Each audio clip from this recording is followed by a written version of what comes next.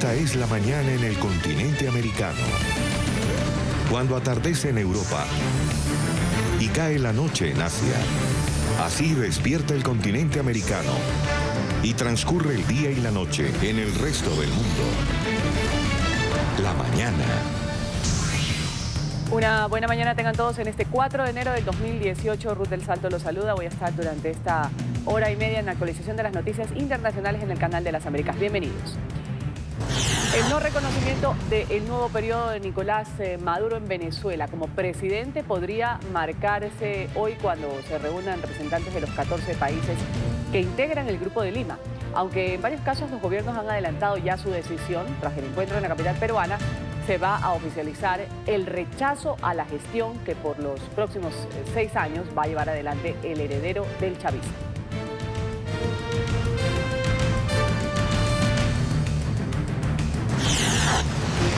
Y confirmado, el régimen de Maduro ha invitado a la alta comisionada para los derechos humanos de la ONU, Michelle Bachelet, a visitar Venezuela, como han pedido líderes opositores, familiares y abogados de presos políticos. La Oficina de Derechos Humanos de la ONU ha respondido a esta invitación pidiendo que uno de sus equipos técnicos visite previamente el territorio para asegurar que Bachelet tendrá acceso a todas las áreas necesarias. La expresidenta chilena y sus antecesores en el cargo llevan varios años sin poder enviar misiones a Venezuela al no obtener autorización del régimen chavista.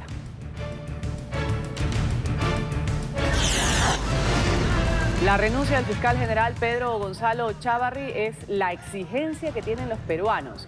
Ahí vemos la protesta del día de ayer. Cientos de ciudadanos se tomaron las calles, piden la salida de Chávarri. Precisamente esto sucedió el jueves en la noche. Le dicen que debe abandonar el cargo tras remover a los fiscales encargados del caso Lavallato, Rafael Vela y José Domingo Pérez. Pese a que ambos retomaron sus cargos, es objeto el ministro fiscal de críticas y acusaciones de encubrimientos a dirigentes políticos investigados por la corrupción con la constructora Odebrecht. Esta marcha, denominada como la Caminata de la Defensa de la Justicia y la Democracia, y también contra la corrupción, tuvo lugar en varias ciudades. En ellas participaron colectivos, organizaciones de la sociedad civil, distintas fuerzas políticas. Porque creo que es el tiempo, una vez más, de mostrar a las autoridades que el pueblo tiene una palabra que decir, que estamos indignados de la corrupción, de la presencia de un señor fiscal. Somos un gran grupo de población que está acá presente en las calles porque estamos hartos de la corrupción, porque estamos cansados de que fiscales blinden a una sarta de corruptos, porque estamos hartos de cómo está operando el sistema judicial.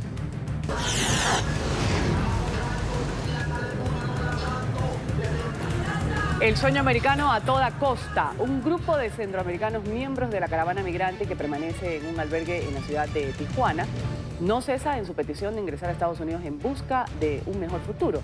Pese a las duras políticas migratorias de Donald Trump, aseguran que van a intentar llegar de cualquier forma a la Unión Americana. Regresar a su país de origen, dicen, representa un riesgo por la violencia, la pobreza extrema de la que huyen. Por mí puede cerrar todo lo que quiera y no lo va a lograr, porque igual para uno de migrante no hay nada que lo detenga. Si él cierra, siempre los inmigrantes, nosotros migrantes vamos a buscar opciones de cómo entrar.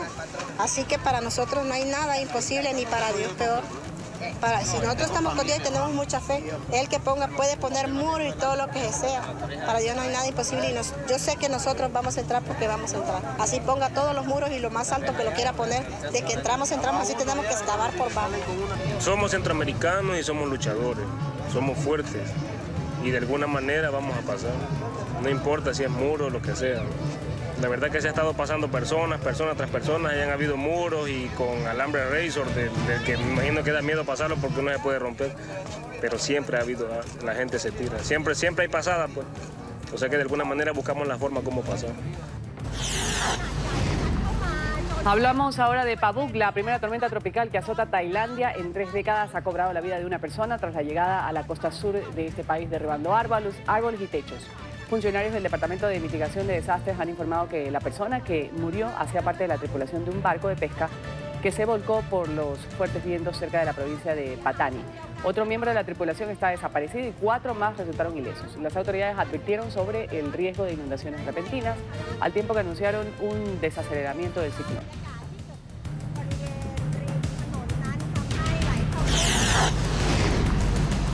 Emmanuel Macron con la popularidad más baja desde que inició su mandato. Según un sondeo que ha sido publicado por el diario Le Figaro, el 75% de los franceses no se sienten satisfechos con el gobierno y sus políticas.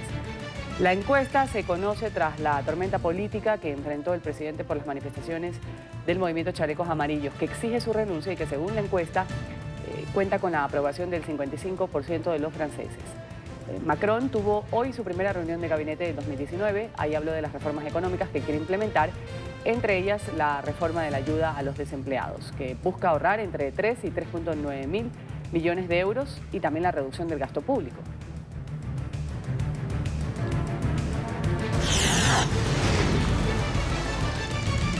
Polémica en Francia tras la detención de uno de los líderes de los Chalecos Amarillos, Éric Druet, conductor de camiones de 33 años, que fue puesto en libertad en horas de la tarde de este jueves, luego de haber sido detenido cerca a la Plaza de la Concordia. La policía ha argumentado que el líder del movimiento, que ha protagonizado violentas manifestaciones en las últimas semanas, estaba organizando una protesta que no estaba autorizada. Druet dijo que su detención fue una reacción a una persecución del gobierno en su contra.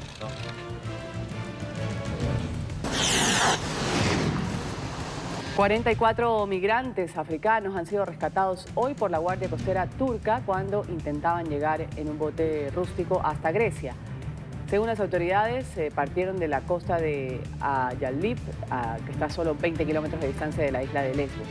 Sin embargo, en este recorrido, los fuertes vientos los obligaron a buscar refugio en un islote desde el que pidieron ayuda a un pescador que dio aviso a la policía turca. Los migrantes recibieron ayuda humanitaria y fueron llevados a un puerto seguro. Una mujer embarazada que integraba este grupo fue trasladada de forma preventiva a un hospital local.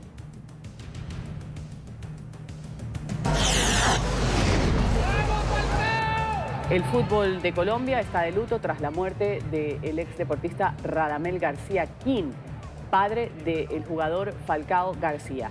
Falleció a los 61 años de edad en Santa Marta al sufrir un paro cardiorrespiratorio. Esto mientras jugaba un partido de tenis en un complejo de raquetas. Radamel papá jugó en los años 70 y 80 en el fútbol nacional y en el venezolano. También formó parte de la selección colombiana que disputó los Juegos Olímpicos en Moscú en 1980.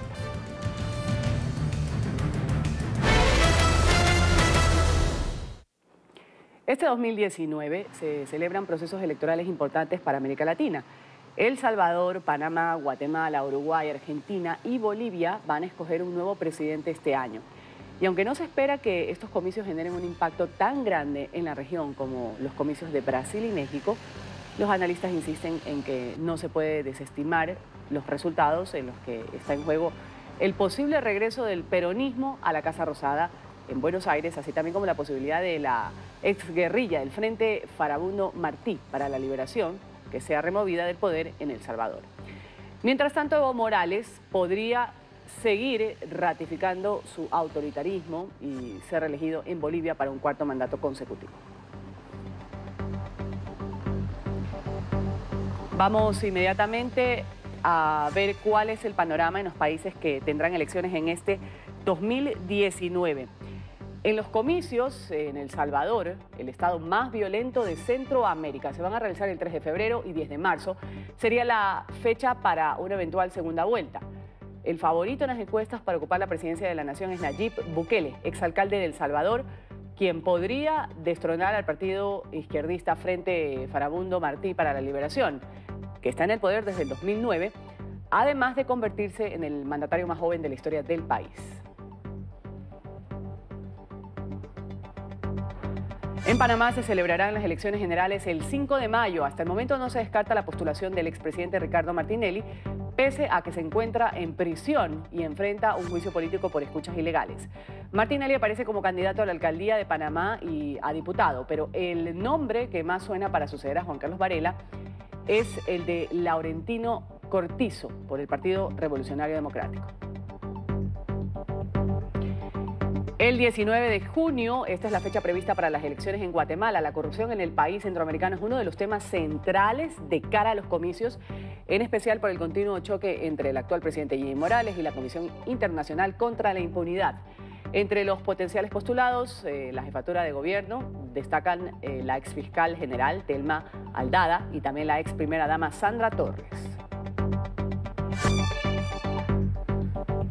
Los uruguayos también están llamados a las urnas el 27 de octubre. Pese a que todavía no hay candidaturas definidas, encuestas recientes señalan que el partido oficialista Frente Amplio va a seguir en el poder. El 30 de junio se van a definir los postulados en unas elecciones internas. De ser necesario una segunda vuelta, será el 24 de noviembre. Y todo parece indicar que los comicios en Argentina, que están fijados para el 27 de octubre, tendrán como principales contendores a Mauricio Macri y a Cristina Fernández de Kirchner. Expertos aseguran que la exmandataria podría volver a la Casa Rosada, pues la crisis económica ha dejado en números rojos la aprobación del oficialismo. Por su parte, las pugnas internas en el peronismo lo mantienen dividido y empañado por los escándalos de corrupción. Por último, citamos a Bolivia. Evo Morales va a buscar conseguir su cuarto mandato consecutivo para permanecer en el cargo hasta el 2025, sumando un total de 19 años en el poder. Sin embargo, su popularidad ha mermado significativamente y los últimos sondeos aseguran que si las elecciones se realizaran hoy, se produciría un empate técnico entre el mandatario y su contrincante, el expresidente Carlos Mesa. Sin embargo, todavía es muy pronto, ni siquiera se han fijado la fecha de las elecciones.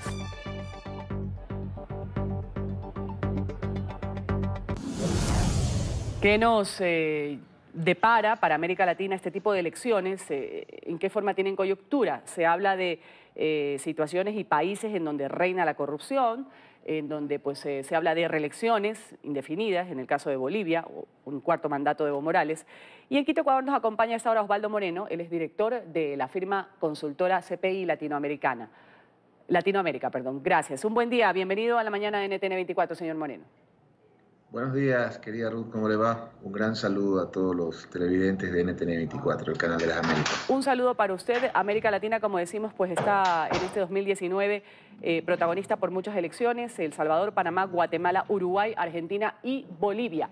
¿De qué forma, por ejemplo, si citamos uno de los países que ahora ha sido noticia, Argentina, por ejemplo, con estas cifras en rojo en cuanto a la economía, y lo decíamos en esta nota que fue preparada por nuestra sala de redacción, se enfrentarían en realidad Mauricio Macri, quien está bajando en popularidad, con Cristina Fernández de Kirchner, quien fue presidenta ya de los argentinos durante un periodo en la época kirchnerista junto a su esposo Néstor Kirchner, fallecido, y que está involucrada también en muchos escándalos e investigaciones por trama de corrupción.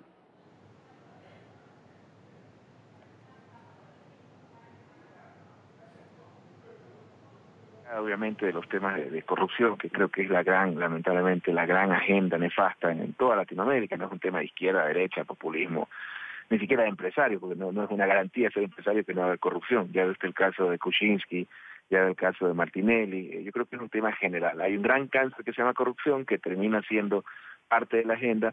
Sin embargo, aterrizándolo en la República Argentina, uno de los retos que tiene Cristina para consolidarse en ese sentido, al margen, insisto, del problema judicial, es el hecho de lo que usted comentaba de la consolidación o la unificación, en este caso del PJ, el Partido Justicialista, que es un poco difícil a veces para los colegas entender eso de la transversabilidad del peronismo, ¿no es cierto? Hay muchas tendencias dentro de ese partido político, pero sin embargo se perfila como, digamos, como un contendor al oficialismo, en este caso de Macri, sumado, y esto hay que decirlo abiertamente, al fracaso rotundo en el manejo económico. Hoy en día Argentina compite casi con Venezuela en materia de tasas de interés, en materia de inflación, y eso desde cualquier punto de vista sin duda genera un desasiego o una insatisfacción dentro de la población, lo cual, más allá de las responsabilidades, porque eso ya sería tema para un economista y no para quien le habla, consolida en este caso a Cristina como futura contendora, y habría que ver en el transcurso de los acontecimientos, sobre todo con los resultados que tenga Macri en la conducción económica, cuáles serían los resultados de esta contienda. Eso en cuanto, como usted lo dice, a la situación de Argentina. Hablemos también un poco del drama social. Por ejemplo, en países de Centroamérica han sido protagonistas los centroamericanos con estas caravanas de los migrantes. Intentan llegar a Estados Unidos, dicen que en sus países no hay oportunidades, y no solo eso, sino que reina la violencia y que prefieren arriesgar sus vidas, llegando a Estados Unidos de la forma que sea, antes de estar en El Salvador, por ejemplo, o Guatemala, como han dicho, uno de los países más violentos, El Salvador particularmente. ¿De qué forma deberían cambiar, por ejemplo, las políticas para que haya unos mejores destinos para estas personas que ahora están saliendo masivamente y en éxodo hacia Estados Unidos? Bueno, yo creo que es correcta su apreciación. Usted habla un poco de esta verdad incómoda, ¿no? Que generalmente la gran mayoría de la opinión pública centra sus debates o su análisis solo en función de lo que sucede en Venezuela, como si fuera el único país nefasto del continente. Efectivamente, lo que sucede en Centroamérica es terrible. Usted ve las caravanas de miles de personas de países como Honduras, de países de El Salvador, indicadores que usted también manifestaba, países que compiten en violencia, incluso sobre países que están en guerra en el Medio Oriente. Es un tema bastante complicado en el cual, si se me permite ya emitir un juicio de valor o una recomendación, yo creo que no es un tema ideológico, porque ya la región una década apuesta al neoliberalismo, luego apuesta al populismo o al socialismo y finalmente seguimos con la misma trama y con la misma tragedia. En ese sentido, creo yo que la apuesta tiene que ser a un fortalecimiento de las instituciones, que termina siendo el gran problema, creo yo, desde México a la Argentina que tenemos en la región, que, insisto, es un tema supraideológico y no deja de ser una gran preocupación en la región por los niveles de inseguridad, desempleo.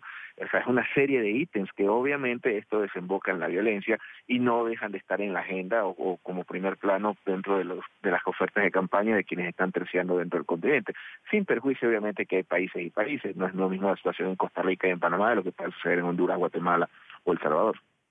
¿Y de qué forma, por ejemplo, también, señor Moreno, puede ser beneficiado ciertos pueblos de algunos países cuando han tenido cambios abruptos? Por ejemplo, le cito alguno, con un nuevo presidente, Brasil, Jair Bolsonaro, ultraconservador, viniendo de muchos años de Lula da Silva, de Dilma Rousseff. ¿De qué forma, cómo se ve el panorama en este gigante sudamericano? Y también México, porque México también tuvo un cambio extremo de Peña Nieto a AMLO que acaba de suceder también en sus funciones en diciembre del año pasado. Mire, yo creo que hay buenos ejemplos en la región, ¿no? Cuando de pronto los tratadistas en Europa, en Estados Unidos nos ven desde afuera, pero hay buenos ejemplos en los cuales sí considero que tenemos cómo reflejarnos. El caso del Uruguay, a pesar de toda su situación, un país latinoamericano tiene una situación bastante interesante. El caso de Chile también, que maneja un tema económico, indistintamente si lo maneja la izquierda o la derecha, son las instituciones las que blindan, digamos, un poco la institución del país. En el caso mexicano, hubo un giro o existe un giro totalmente a la izquierda. El caso de López Obrador es muy temprano como para poderlo evaluar, pero el caso de México creo que es más que conocido, un país que lamentablemente el que amamos tanto, pero sin embargo es un estado fallido, no existe el control estatal, que en parte sucede también en Colombia, no sucedía. Y en el caso de Brasil, bueno, es el monstruo sudamericano, es la potencia regional, es nuestro gran hermano, es el gran vecino. Y soy muy sincero, yo creería que habría que tener un poco de paciencia. Una cosa es la campaña, usted que sabe temas de comunicación, de semiótica, una cosa es la comunicación, una cosa es la retórica y otra cosa es la conducción del gobierno. Esperemos que obviamente dentro del marco del respeto a los derechos humanos, entonces Brasil sea un puntal en la región para bajar los niveles de inseguridad y sobre todo los temas económicos. Vamos a ver, tengamos un poco de paciencia y yo creo que no me aceleraría yo a juzgar a López Obrador por su ideología o a juzgar a Bolsonaro por su ideología porque vayan a fracasar, sino todo lo contrario. Esperemos que haya sido solo retórica y en el marco de la conducción del poder Bolsonaro sea un ejemplo regional. Ojalá. Vamos a agradecer a Osvaldo Moreno, consultor político, ha estado con nosotros aquí en NTN 24 desde Ecuador. Un buen día para usted. Igualmente, querida, muchísimas gracias y un abrazo a la distancia.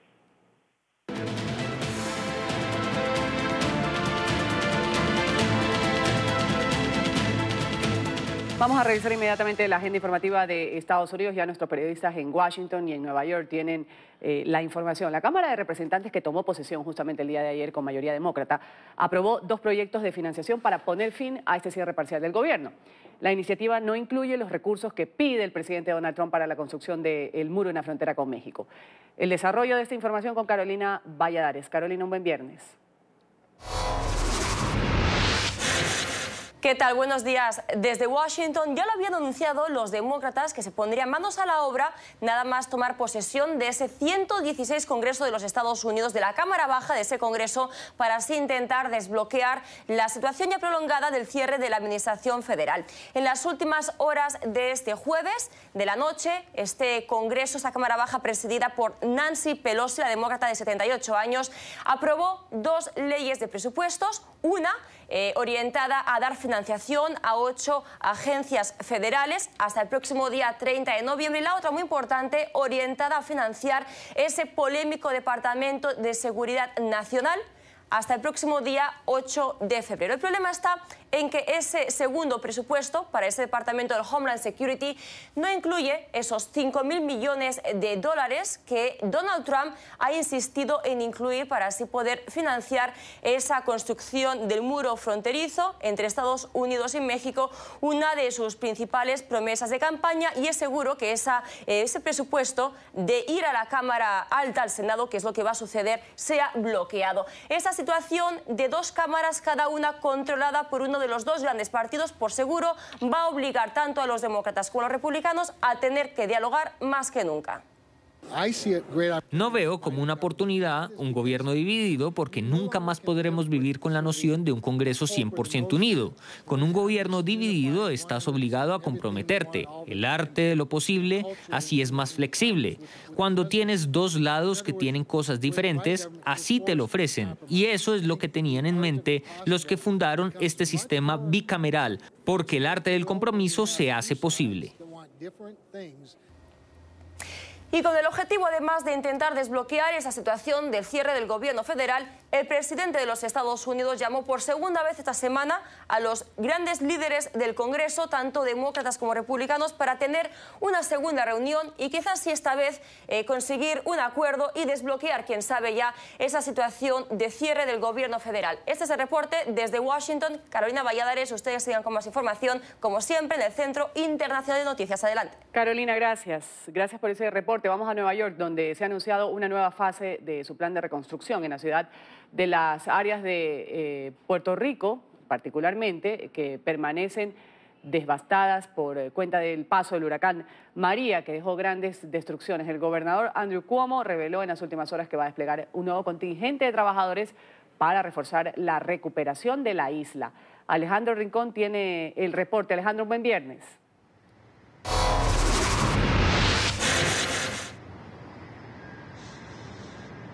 Hola, feliz viernes para todos. Desde septiembre de 2017, Puerto Rico no ha logrado dar por concluidas las labores de recuperación tras el devastador paso del huracán María. La destrucción fue tal que ha sido constante el trabajo para tratar de recuperar todas las áreas afectadas por ese intenso fenómeno atmosférico. Nueva York ha sido una de las regiones de la Unión Americana que mayor cantidad de ayuda ha prestado a esta región de los Estados Unidos. Justo es ese espíritu el que en esta primera semana de 2019 se ve renovado a través de la decisión del gobernador Andrew Cuomo de enviar un nuevo grupo de 50 trabajadores cuya misión específica será la de limpiar, reconstruir un conjunto de viviendas afectadas por el huracán María. En el momento de hacer el anuncio sobre este proyecto de continuidad en el respaldo a los puertorriqueños, el gobernador Andrew Cuomo entregó las siguientes declaraciones. Nueva York ha permanecido junto a Puerto Rico desde el día 1 y no dejaremos atrás a nuestros queridos estadounidenses, mientras el gobierno federal continúa ignorando sus necesidades. Este nuevo despliegue no solo ayudará a reconstruir una isla más fuerte, sino resiliente. También proveerá apoyo a quienes aún sufren el trauma del desastre. En el transcurso de 2018, Nueva York envió 650 trabajadores para apoyar esa fase de reconstrucción y se espera que en el transcurso del presente de 2019 sean 500 los que sean desplegados a la isla.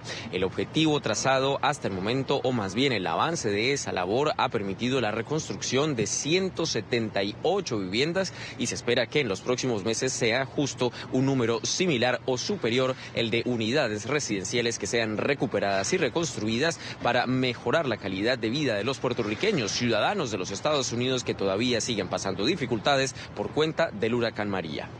Es todo lo que tenemos para ustedes por ahora. Continúen con más en el Centro Internacional de Noticias.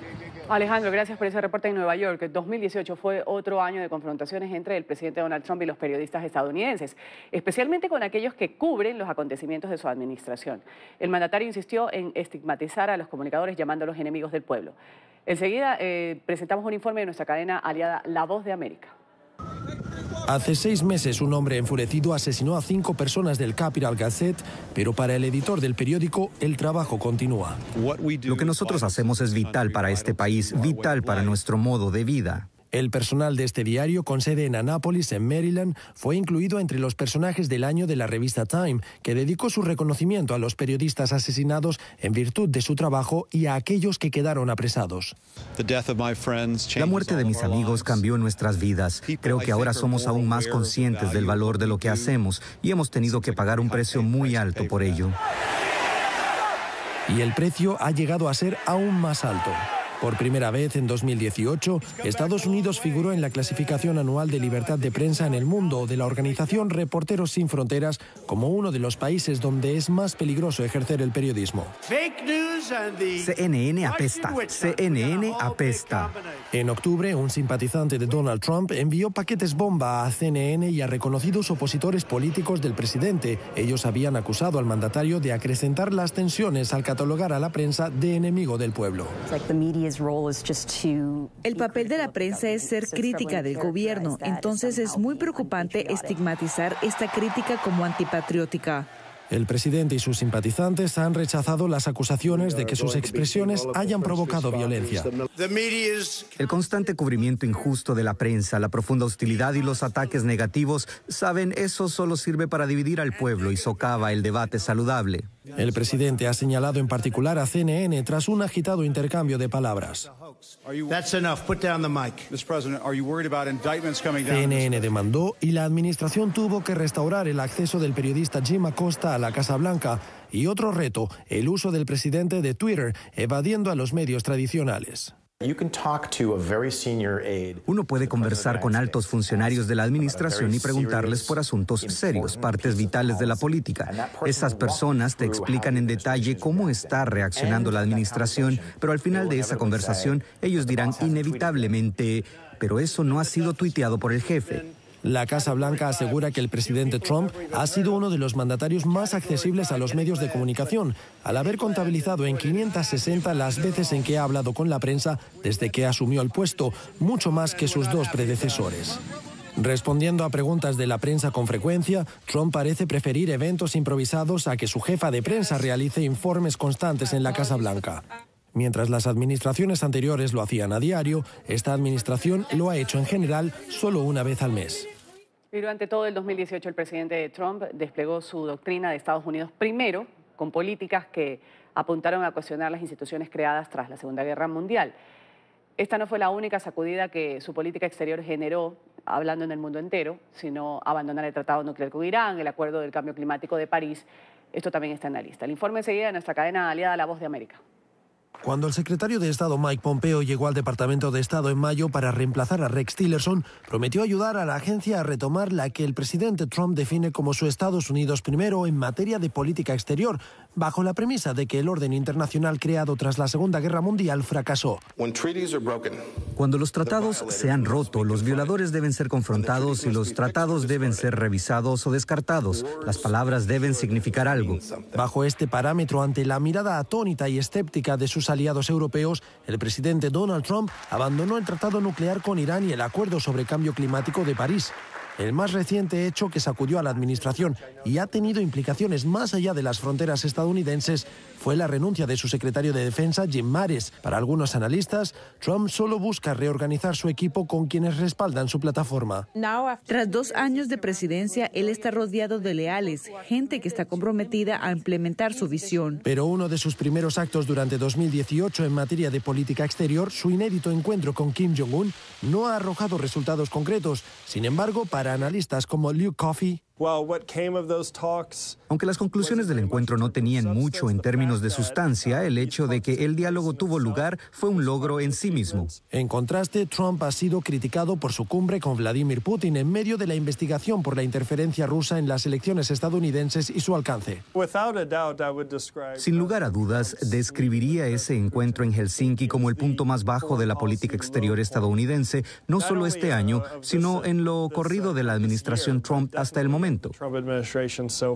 El asesinato del colaborador de The Washington Post, Jamal Khashoggi, en el consulado saudí de Estambul, conmovió a la comunidad internacional. Según analistas consultados por La Voz de América, la reacción estadounidense envió un mensaje errado a los gobiernos autoritarios alrededor del mundo. Lo dejó muy claro. Los intereses económicos son más importantes que los valores morales. Frente a China, los observadores prevén para el próximo año una nueva confrontación, más allá del ámbito económico, pues además del comercio, aún hay asuntos sin resolver. Entre ellos, las tensiones en el mar del sur de China y la inseguridad cibernética cuando se trata de los intentos de sabotaje del gigante asiático. Antes de ir a la pausa, vamos a hablar de una pelea que ha quedado registrada en un video en el estado de la Florida, en un McDonald's. Un cliente se salió de sus cabales cuando una empleada del lugar no le entregó un pitillo de plástico para su bebida. El hombre comenzó a agredir a esta joven afroamericana.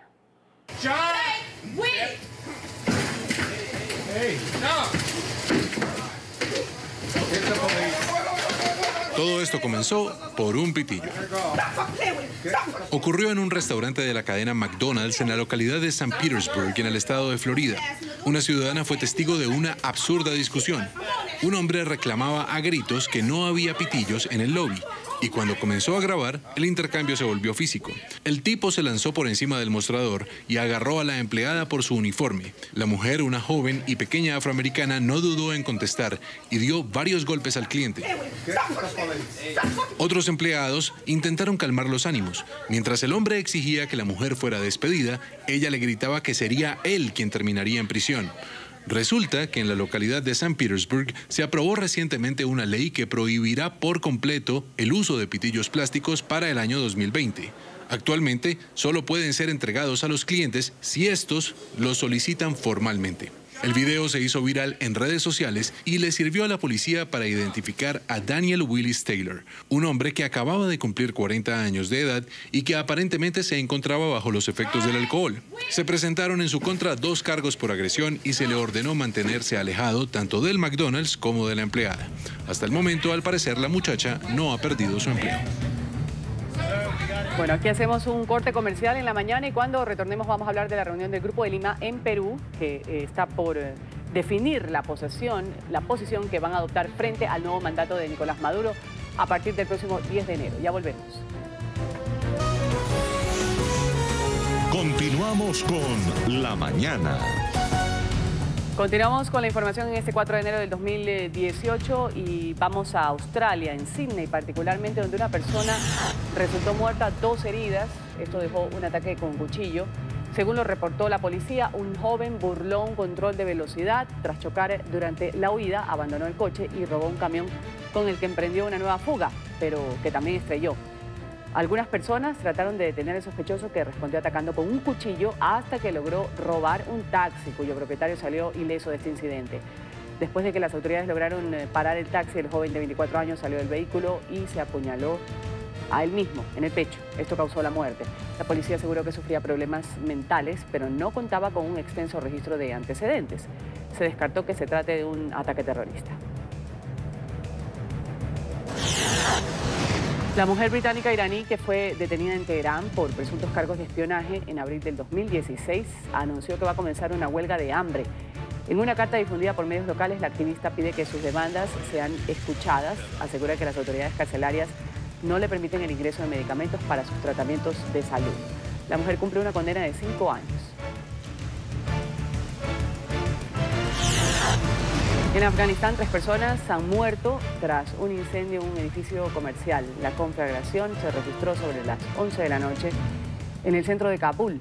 La policía informó que la emergencia se presentó cuando un camión cisterna abastecía una estación de gasolina cercana al edificio y se incendió. Las llamas se extendieron a los locales comerciales, causando heridas a 44 personas, entre ellas varios menores de edad. El fuego fue controlado 5 horas después. Y continúan los problemas para las ONG Sea-Watch, que tiene en uno de sus barcos a 32 migrantes africanos que rescató el 22 de diciembre en el mar Mediterráneo. La organización alemana denunció que ni Italia ni Malta han aceptado la llegada de estas personas a sus territorios.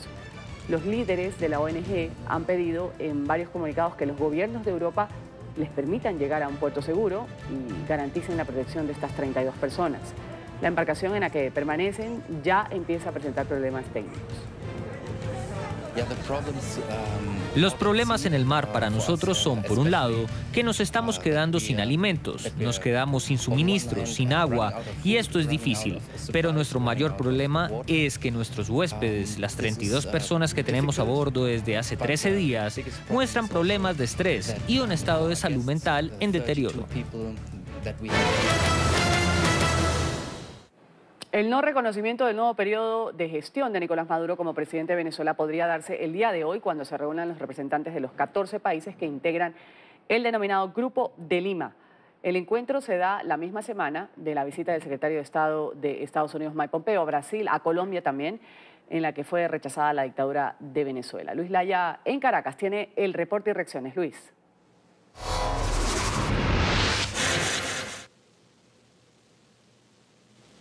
Hola, muy buenos días. Pues sí, las expectativas son bastante altas con esta reunión que realizan hoy los cancilleres del Grupo de Lima en Perú, en la capital peruana. Ellos se van a reunir para tratar principalmente el tema Venezuela. ¿Qué acciones tomar con respecto al próximo 10 de enero, cuando se juramente Nicolás Maduro en su nuevo periodo presidencial, el cual no ha sido reconocido por buena parte de la comunidad internacional? Las acciones que pudiesen venir estarían de la mano con esta visita de Mike Pompeo a Latinoamérica, las reuniones que él llevó a cabo tanto en Brasil como en Colombia, con el presidente Iván Duque, así como con representantes del gobierno brasileño, peruano y de otras latitudes, pudiesen marcar quizás un poco la pauta de por dónde venga esta reunión del Grupo de Lima de hoy. Sin duda alguna, las expectativas son bastante altas y vamos a ver el siguiente material sobre esta reunión que se realiza el día de hoy en Perú. Se acerca el 10 de enero, fecha en la que inicia un nuevo periodo de gestión de Nicolás Maduro en Venezuela. Un nuevo mandato que la mayoría de la comunidad internacional rechaza por haber sido producto de unas elecciones cuestionadas ante la falta de transparencia y el bloqueo a la oposición.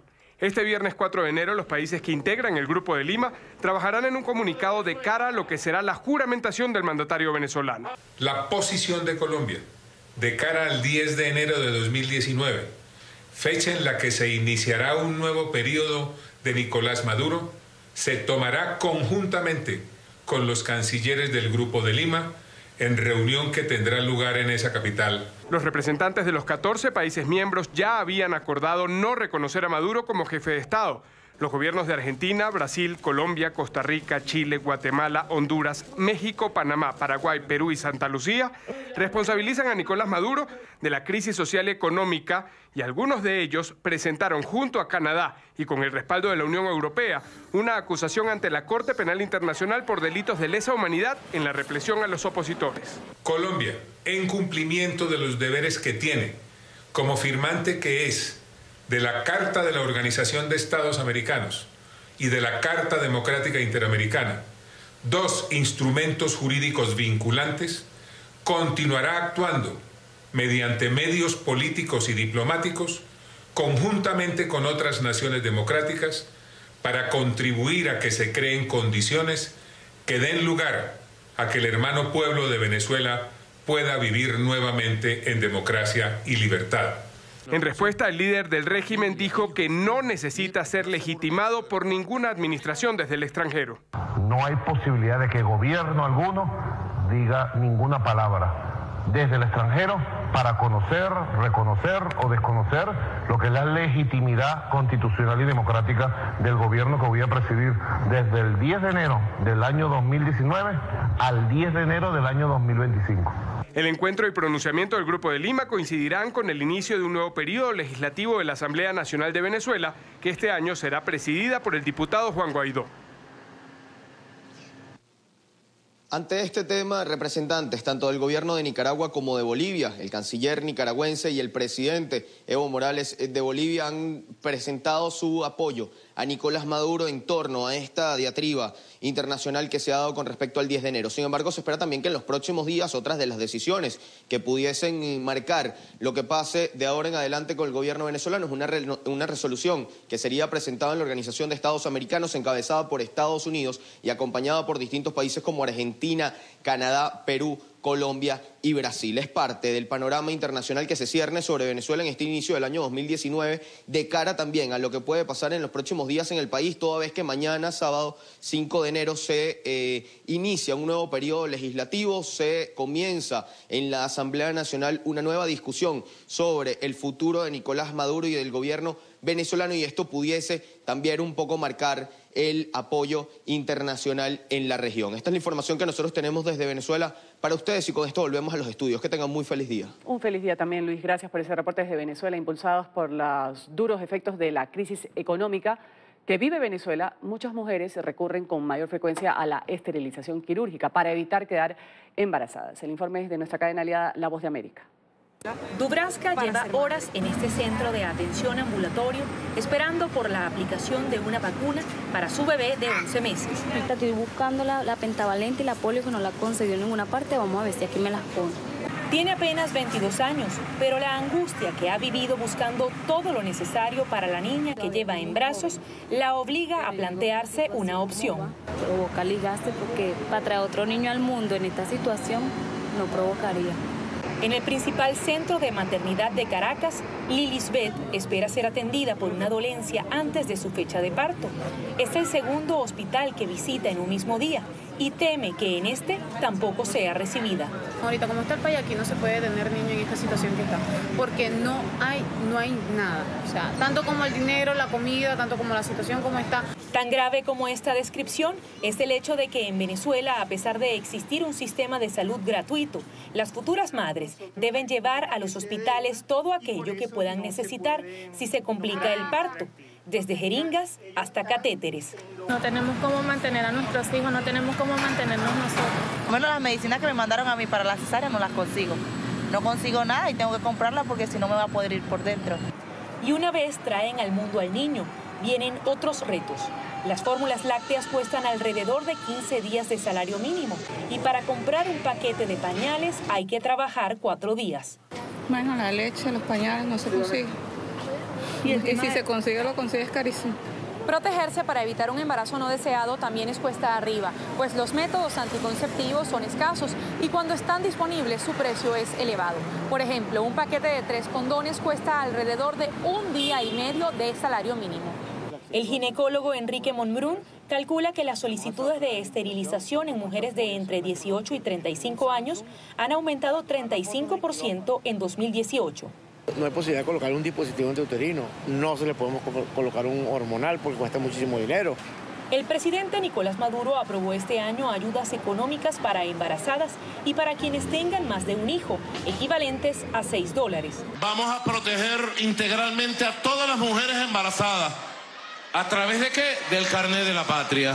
Como si fuera poco, la Organización Panamericana de la Salud sitúa a Venezuela como el país con la tasa de embarazo adolescente más alta de América del Sur, con un total de 80 por cada 1000 mujeres.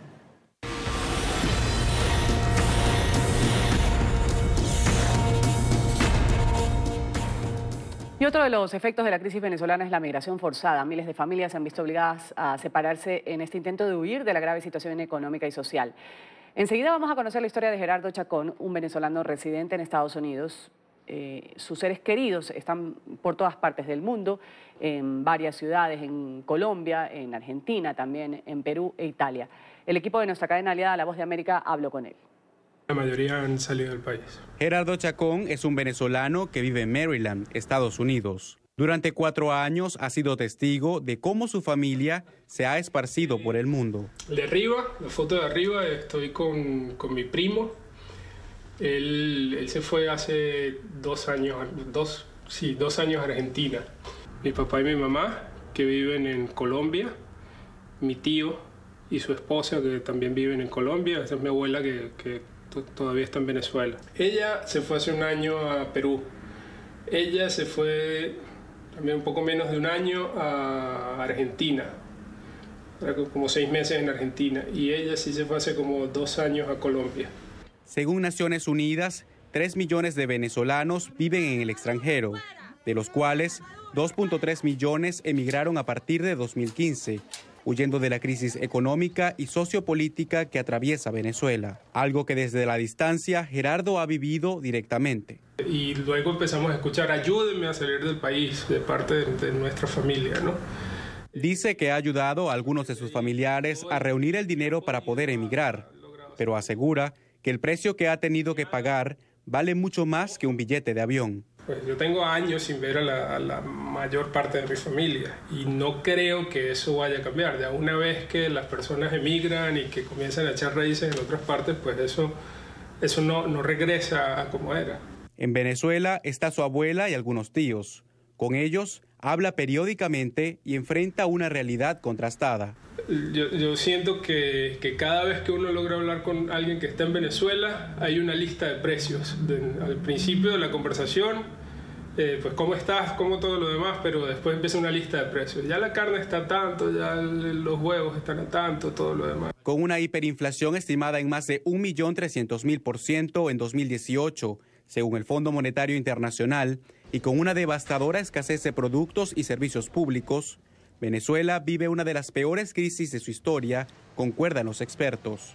El presidente Nicolás Maduro culpa a otros países de bloquear económicamente a la nación petrolera y promete que en 2019 logrará la prosperidad económica del país. Un panorama que Gerardo observa desde la distancia y que fue causa y consecuencia de la separación de su familia.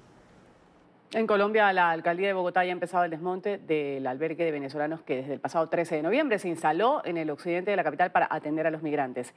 En ese momento, 556 personas llegaron al refugio. Hoy hay 143 venezolanos que deben abandonar este campamento antes del 15 de enero. Cuando el 13 de noviembre comenzó a operar el campamento transitorio para venezolanos en Bogotá, los migrantes que aceptaron quedarse ahí firmaron un compromiso acatando normas de convivencia, entre ellas que solo estarían durante 2 meses. A pocos días de que el campamento sea cerrado, muchos de los venezolanos que ahí permanecen aseguran que no tienen a dónde ir. Ha sido fuerte porque no hemos encontrado trabajo porque no tenemos el permiso. Hay muchos niños ahí, se pasa mucho frío. Estoy buscando para que uno consiga. El distrito dijo que ya tienen medidas de contingencia para el cierre total del campamento y que además tramitan más permisos de permanencia en el país para que los venezolanos puedan quedarse y trabajar. Seguimos ofreciendo diferentes opciones de tránsito. Hemos trabajado con la OIM, con Migración Colombia, con la Embajada de Venezuela en Colombia y muchos de ellos, pues más de 400 personas, han aceptado las diferentes ofertas que les hemos hecho. La alcaldía también aseguró que no se volverá a abrir un nuevo campamento transitorio y tampoco se permitirán asentamientos ilegales en otros puntos de la ciudad.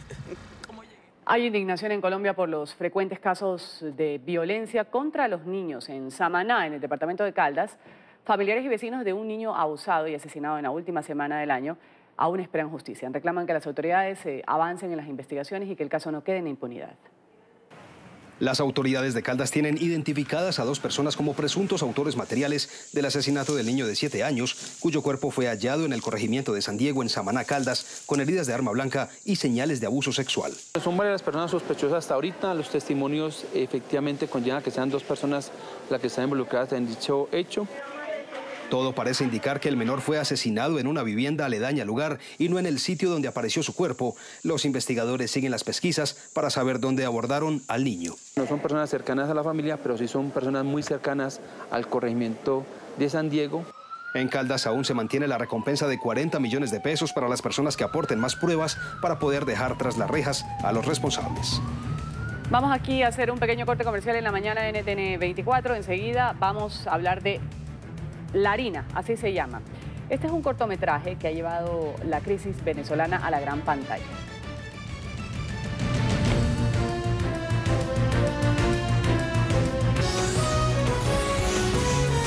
Continuamos con La Mañana.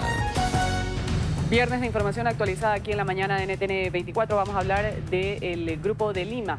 Justamente el no reconocimiento del nuevo periodo de Nicolás Maduro. como presidente de Venezuela podría acordarse el día de hoy cuando se reúnan representantes de los 14 países que integran este grupo. Aunque en varios casos los gobiernos han adelantado ya su decisión, tras el encuentro en la capital peruana se va a oficializar el rechazo a la gestión que por los próximos 6 años va a llevar adelante el heredero del chavismo. Ya ha sido confirmado, el régimen de Maduro ha invitado a la alta comisionada para los derechos humanos de la ONU, Michelle Bachelet, a visitar Venezuela, como han pedido líderes opositores, familiares y abogados de presos políticos. La Oficina de Derechos Humanos de la ONU respondió a esta invitación pidiendo que uno de sus equipos técnicos visite previamente el territorio para asegurar que Bachelet tendrá acceso a todas las áreas necesarias.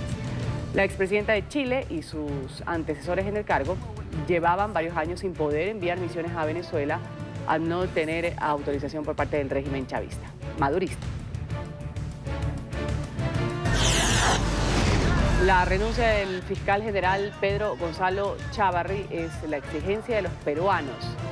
Cientos de ciudadanos han vuelto a tomarse las calles pidiendo la salida de este ministro fiscal. Piden que abandone el cargo tras remover justamente a los fiscales encargados del caso Lavallato, Rafael Vela y José Domingo Pérez. Pese a que ambos regresaron a sus cargos, Chávarri es objeto de críticas y acusaciones de encubrimiento a dirigentes políticos investigados por corrupción con la constructora Odebrecht. La marcha fue denominada la Caminata de la Defensa de la Justicia, la Democracia y contra la Corrupción y tuvo lugar en varias ciudades. En ellas participaron colectivos, organizaciones de la sociedad civil y distintas fuerzas políticas. Porque creo que es el tiempo, una vez más, de mostrar a las autoridades que el pueblo tiene una palabra que decir, que estamos indignados de la corrupción, de la presencia de un señor fiscal. Somos un gran grupo de población que está acá presente en las calles porque estamos hartos de la corrupción, porque estamos cansados de que fiscales blinden a una sarta de corruptos, porque estamos hartos de cómo está operando el sistema judicial. El sueño americano a toda costa. Un grupo de centroamericanos, miembros de la caravana migrante que permanece en el albergue en la ciudad de Tijuana, no cesa en su petición de ingresar a Estados Unidos en busca de un mejor futuro. Pese a las duras políticas migratorias de Donald Trump, aseguran que van a intentar llegar a cualquier forma a la Unión Americana. Regresar a su país, dicen, su país de origen, representa un riesgo por la violencia y la pobreza extrema de la que huyen. Por mí puede cerrar todo lo que quiera y no lo va a lograr, porque igual para uno de inmigrantes no hay nada que lo detenga. Si él cierra, siempre los inmigrantes, nosotros inmigrantes vamos a buscar opciones de cómo entrar. Así que para nosotros no hay nada imposible, ni para Dios peor. Si nosotros estamos con Dios y tenemos mucha fe, Él que puede poner muros y todo lo que sea. Para Dios no hay nada imposible y yo sé que nosotros vamos a entrar porque vamos a entrar. Así ponga todos los muros y lo más alto que lo quiera poner, de que entramos, así tenemos que excavar por bajo. Somos centroamericanos y somos luchadores, somos fuertes y de alguna manera vamos a pasar. No importa si es muro o lo que sea. La verdad que se ha estado pasando persona tras persona, y han habido muros y con alambre razor, del que me imagino que da miedo pasarlo porque no se puede romper, pero siempre ha habido, la gente se tira, siempre hay pasadas, pues. O sea que de alguna manera buscamos la forma como pasar. Pabuk, la primera tormenta tropical que azota Tailandia en 3 décadas, ha cobrado la vida de una persona tras llegar a la costa sur del país, derribando árboles y techos. Funcionarios del Departamento de Mitigación de Desastres informaron que la persona que murió hacía parte de la tripulación de un barco de pesca que se volcó por los fuertes vientos cerca de la provincia de Patani.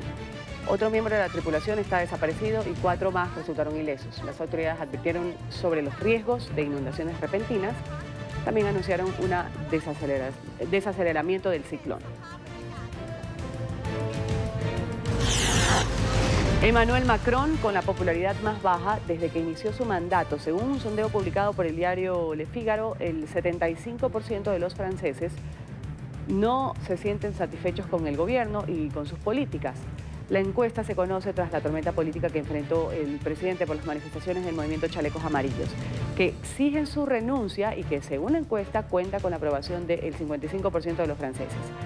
Macron tuvo hoy su primera reunión de gabinete de 2019. Ahí habló de las reformas económicas que quiere implementar. Entre ellas, la reforma de ayuda a los desempleados, que busca ahorrar entre 3 y 3,9 mil millones de euros, y la reducción del gasto público también. Hay polémica en Francia tras la detención de uno de los líderes de los chalecos amarillos, Eric Drouet, conductor de camiones de 33 años. Él fue puesto en libertad en horas de la tarde de este jueves, luego de haber sido detenido cerca a la Plaza de la Concordia. La policía ha argumentado que el líder del movimiento que ha protagonizado violentas manifestaciones en las últimas semanas estaba organizando una protesta que no estaba autorizada. Drouet dijo que su retención fue una acción de persecución del gobierno en su contra. 44 migrantes africanos han sido rescatados por la Guardia Costera turca cuando intentaban llegar en un bote rústico hasta Grecia. Según las autoridades, partieron de la costa de Ayvalik, que está a solo 20 kilómetros de distancia de la isla de Lesbos. El recorrido, allí los fuertes vientos los obligaron a buscar refugio en un islote, desde el que pidieron ayuda a un pescador que dio aviso a la policía turca. Los migrantes han recibido ayuda humanitaria y fueron llevados a un puerto seguro. Una mujer embarazada que integraba este grupo fue trasladada de forma preventiva al hospital. El fútbol en Colombia está de luto tras la muerte del ex deportista Radamel García King, padre de Falcao García. Falleció a los 61 años de edad en Santa Marta al sufrir un paro cardiorrespiratorio mientras jugaba un partido de tenis en el complejo de raquetas. Radamel jugó entre los años 70 y 80 en el fútbol nacional y el venezolano. También formó parte de la selección Colombia, que disputó los Juegos Olímpicos de Moscú de 1980.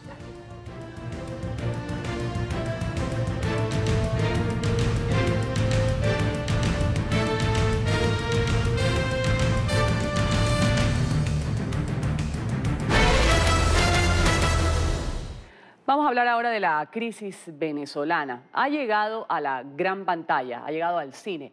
Harina, así como lo vemos, este es el nombre del cortometraje de 15 minutos de duración que plantea la interrogante de si es posible que las dificultades, producto de un caos económico y social, puedan llevar a la sociedad a perder sus valores morales.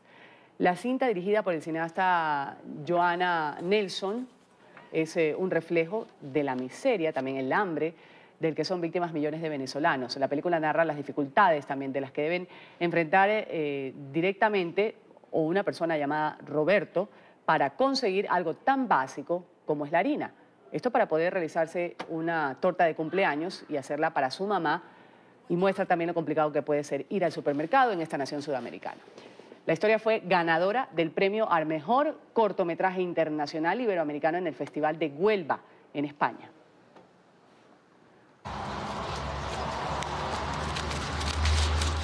¿Qué hiciste con la harina, mamá? Ay, Roberto, por favor, no empieces. Dime qué hiciste con la harina, mamá. No se pudo ver. Mamá, estamos pasando hambre. No puedes estar repartiendo las cosas que yo traigo para acá. Porque esa gente la necesita. No, mamá. No. Porque si sigues repartiendo las cosas que yo traigo para esta casa, vamos a estar igual de mal. Es que ni siquiera, si tú pusieras plata, conseguiríamos la comida. Saludamos a esta hora a Johanna Nelson. Ella es guionista, productora y directora de Banner Productions, el estudio justamente que realiza el cortometraje. Un buen día, bienvenida a la mañana de NTN 24. Hola, buenos días. Muchas gracias por la invitación. No, gracias por aceptar esta invitación, Johanna, y precisamente por este reconocimiento que han obtenido y conocer un poco de esta denuncia social que ustedes hacen a través de la pantalla grande. Sabemos que fue bastante complicado realizar esta producción. ¿Cuáles fueron los retos que nos puede mencionar actualmente para esta película, este cortometraje?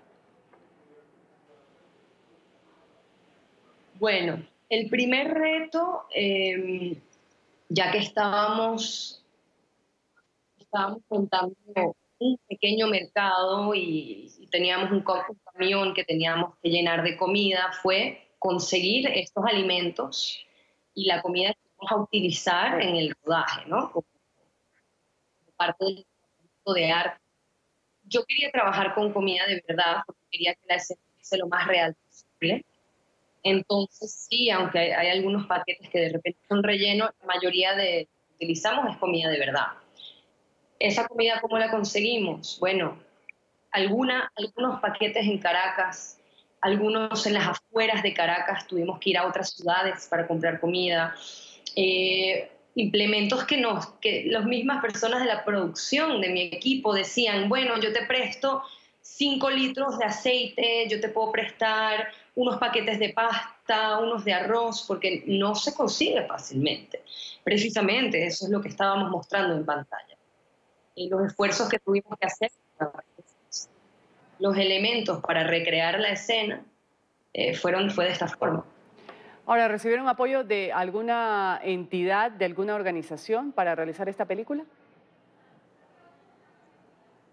Fuimos directamente nosotros. Yo recibí apoyo de inversionistas que me apoyan con Banel Productions y el presupuesto se armó de esa manera, pero no hubo ninguna otra organización porque fue un proyecto que se armó muy rápido. Hablemos un poco de la acogida que ha tenido de parte de la audiencia este cortometraje que fue presentado en el Festival de Huelva en España. La verdad es que ha causado mucho interés y mucha conmoción, emotividad de la audiencia. Lo presentamos tanto como en Huelva como en Berlín en la misma semana. En Berlín tuvimos más pases, entonces pude interactuar más con la audiencia en Berlín y habían muchas preguntas, de verdad que las personas se me acercaban, querían más información, querían saber qué estaba pasando.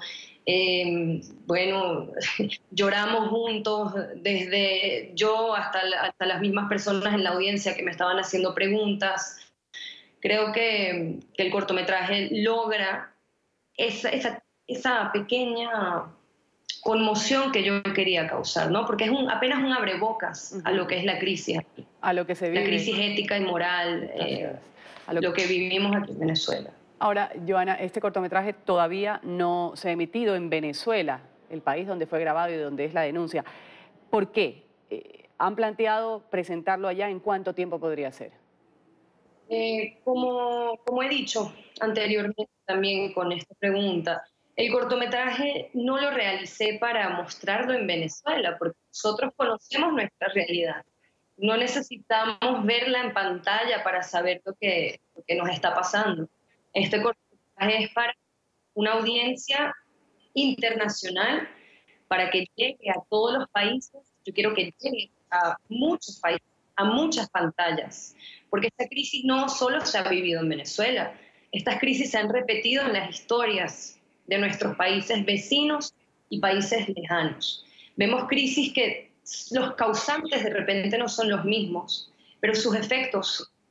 Entonces, en este momento que estamos viviendo, que yo estoy yendo a muchos festivales de cine, estoy viendo mucho la temática de crisis económica, de crisis social. Es algo que estamos respirando y hay muchos cambios que van a venir para la humanidad. Ahora, si bien ustedes pues, han decidido no presentarlo en Venezuela, ¿cómo creen que el régimen de Nicolás Maduro tome este cortometraje si lo ve? La verdad es que estamos mostrando en pantalla el equipo que realizó esta pieza, una realidad que se vive aquí todos los días. No estamos exponiendo las causas ni las soluciones, ni estamos apuntando los dedos, ni se trata esto de política. El equipo que realizó esta pieza está conformado de un equipo con diversas opiniones políticas y eso no lo tocamos nosotros, ni en el rodaje, ni fue un tema de separarnos. Todo el equipo es venezolano, en realidad todo el equipo que estuvo aquí en la producción. Venezuela es un equipo venezolano. Lo que quisimos fue plasmar una situación con la cual todos nos identificamos. Y estamos simplemente poniendo una realidad para que se vea y se discuta. Es decir, ¿por qué? ¿Por qué estamos en esta situación? Eso sí creo que es algo que hay que hablar. E invito a que se discute. Pero es eso, es apolítico. Vamos a agradecer a Joana Nelson, guionista, productora y directora de Banel Productions, el estudio que realiza este cortometraje sobre la situación en Venezuela. Arina, gracias por haber estado en la mañana. Muchísimas gracias a ustedes y bueno, seguiremos tratando la temática del cine social con Banel Productions, así que espero poder mostrarles más proyectos.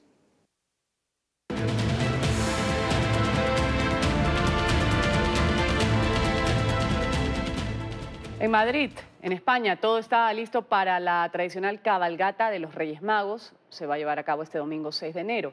Miles de niños van a disfrutar de este evento que va a contar con 11 carrozas y cerca de 2.000 personas desfilando. En la capital española saludamos con el tema a Marcelo Moncayo.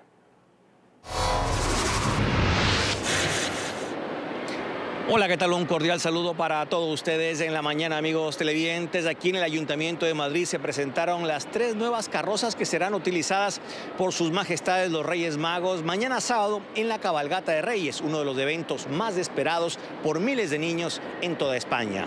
Estas carrozas tienen algo en común. Han sido decoradas por más de 30.000 niños que han escrito las denominadas cartas mágicas que se han colocado en cada uno de los compartimentos habilitados en estos 3 vehículos. En total serán 11 carrozas las que desfilarán mañana sábado en la Cabalgata de Reyes y en ellas estarán participando y actuando alrededor de 2.000 personas. Este año los Reyes Magos nos han pedido que todos los niños y niñas y sus familias colaboren en la construcción de las carrozas reales y para ello les hemos pedido que escriban sus cartas en un papel mágico que se iluminará en la cabalgata. Este año la cabalgata está dedicada a las artes. Queríamos lanzar un mensaje sobre la importancia de las artes para el crecimiento como personas y como sociedad. Queríamos hablar del poder transformador de las artes y este año podremos ver posiciones en la cabalgata que nos van a hablar de la ópera, de la danza, del teatro, del mundo de la literatura, de los cuentos infantiles. De alguna manera queríamos hacer un recorrido por las diferentes disciplinas artísticas.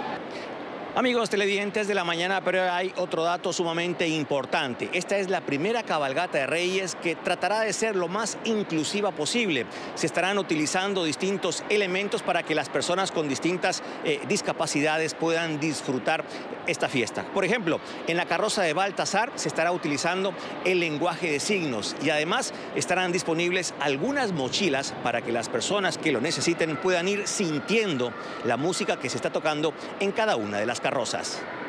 Por primera vez en su historia, la cabalgata se hará audiodescrita para personas con discapacidad visual. ¿Vale? Tendrá también equipos de bucle magnético para aquellas personas con discapacidad auditiva puedan acceder al sonido directo que se esté dando desde microfonía limpio, libre de ruido directo. Hemos implementado ya a lo largo de toda esta Navidad una tecnología de vibración que son las mochilas vibratorias, que es lo que tengo ahora mismo puesto, que son unas mochilas que sirven para que las personas con discapacidad auditiva puedan notar, vibrar, escuchar la música a través del tacto, a través de las vibraciones. Amigos televidentes de la mañana, sin duda, mañana sábado se vivirá una verdadera fiesta, quizás más importante inclusive que la Navidad. Esto porque son miles los niños que estarán esperando sus regalos entre la noche del 5 y la madrugada del 6 de enero. Sin duda, una verdadera fiesta que contará, por supuesto, con sus majestades, los 3 Reyes Magos. Este es el informe para la mañana. Sigan ustedes con más aquí en NTN 24. Hasta pronto. Hasta pronto, Marcelo, gracias por ese reporte desde España. Aquí hacemos un corte comercial. Enseguida en los deportes vamos a hablar de la muerte del padre de Radamel Falcao García. Hay luto en el fútbol colombiano, también fue un deportista destacado. También agradecerles por su sintonía con la mañana de NTN 24. Quédese con nuestra buena programación. Enseguida viene Club de Prensa y en una hora estamos con la actualización de los hechos mundiales. Una buena mañana.